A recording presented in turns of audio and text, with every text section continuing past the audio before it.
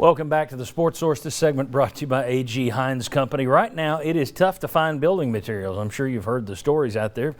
Commodities are tough to come up with, including some of the basics for building right now.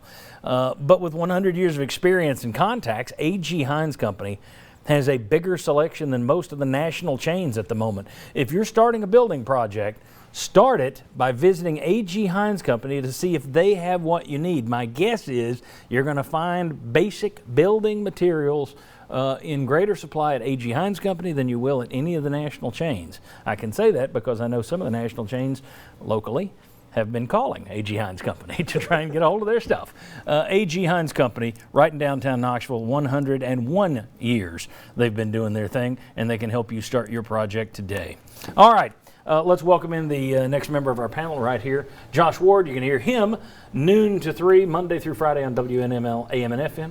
Josh, thanks for being here. Thanks for having me. All right. Texas A&M had an opening for a new baseball coach, but they hired the coach from TCU.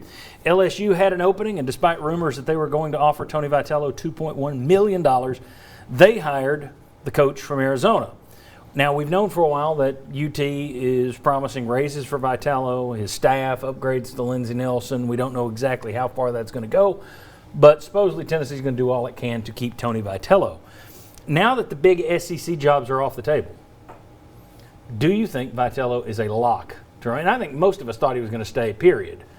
Is it a lock now? At this point, no worries whatsoever.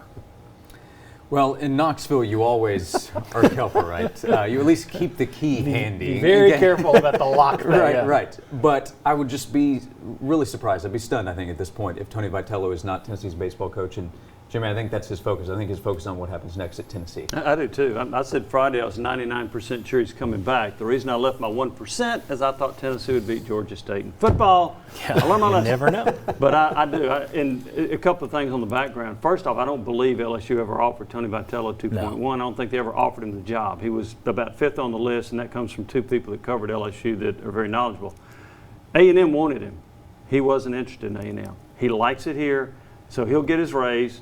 He'll get his staff taken care of, and he will get the additions to the stadium, the improvements he wants over time. But I am absolutely convinced, 99% sure he's back. That's a lock, isn't it? I don't know. You got that key? You've got the key in the lock, but you haven't turned it. Hey, at the Chucky C-Note Casino, we've got it a 100% solid gold pipe lead cinch lock. He's going to stay. That's a warning to you. Well, and I'll tell you what, I would thank the lucky stars that it worked out that way. Because wasn't LSU at first interested in Kevin O'Sullivan, or at least that was Florida, out there in Florida, and that's where I think the $2.1 million came from. Well, it all comes from Twitter. Yeah. But no, it's spoken by the guy who passed along the information from a client that Gruden was there. Twitter is behind a lot of dumb reports. So my guess is, somebody just said, I hear they're going after Vitello. Put it on Twitter. Everybody says LSU's coming. Somebody else says, no, they're going after the guy from Utah State. Oh, no, they're not coming after Vitello. They're going after you. I mean, I just think a lot of this comes from people who are desperate to throw it out there. Well, and even his comments, it was so cool that they did that fan appreciation thing, and had them lined up and coming through and getting the players got to say thank you, fans got to get autographs. Right. The comments Tony made was, thank you to the fans, and that's one reason it's so good here, and it helps us recruit and get better players. All right, let me ask you this. This is no longer, it looked like Tennessee was going to have to, pay to keep him. The UCLA coming after Rick Barnes thing where, Randy Boyd gets people together at the end and raises the cash, and they got the private donors who kick in. All right, we had to pay through the nose, but we kept our man. With Tony Vitello, if nobody's coming after him and you've got an offer on the table and you're Tennessee, do you sit there and go, now, Tony, maybe we don't need to overpay you so dramatically because there's no real competition.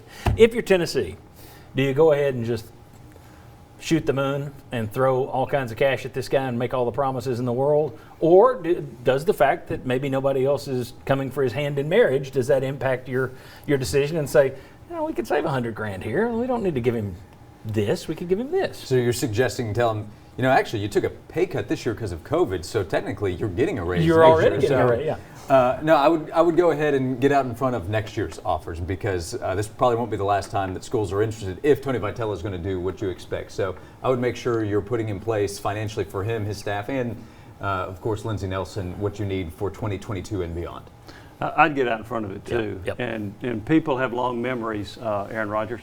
So I do think that if you were to try to lowball him, and as Josh points out, another year or 2 years, another maybe really attractive job comes open, maybe it's Florida, who knows, then he might remember, okay, you didn't take care of me like you could have or should have. So I would take care of him. I've said all along, guys, you reward success at a university where you have such a poor track record of doing that, where you reward failure.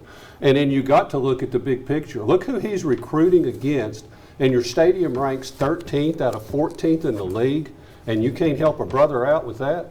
I mean, that would be the ultimate insult to me. After I've shown, and this program has shown what we could do, just help us get to the next level. I agree. You just have to ask the question because it's not the Rick Barnes situation that we sort of thought it was going to be. So, But you phrased the question so well. I try to play devil's advocate. All right, when we come back, which is why I'm going to start yelling like Pacino. All right, that sounded nothing like Pacino. To work on that one. All right, so if Vitello stays, gets the raise he wants, his assistants get their raises that he wants, he gets the promise for the stadium, what do expectations become next year for the 2022 baseball team? We'll discuss that next on the Sports Source. Come on back.